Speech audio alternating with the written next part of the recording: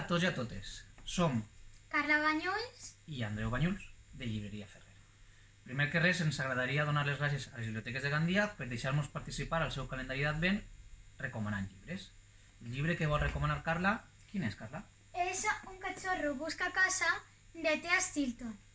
Este llibre tracta sobre que les 5 amigues ajuden a un veterinari, el qual es crida Cachorros Felices.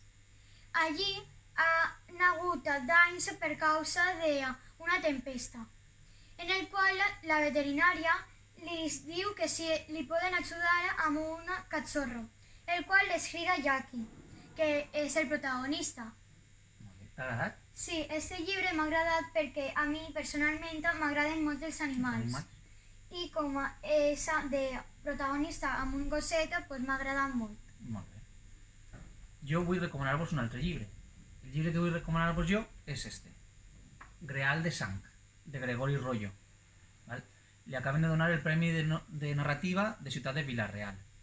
És el segon llibre de novel·la negra de Gregori Royo, de l'autor. El primer era La visita del vent i ara és Greal de sang. És una novel·la negra.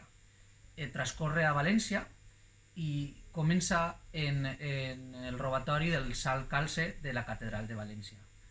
El sotsinspector Jordi Leonard, que és el protagonista, li encomanen a banda que investigue un assassinat que està relacionat amb una secta i té que infiltrar-se en la secta, diguem, no? Arriba un moment que s'adjunten els dos casos, tant el robatori com l'assassinat de la secta, i està molt bé, t'enganxa. Jo vos el recomano.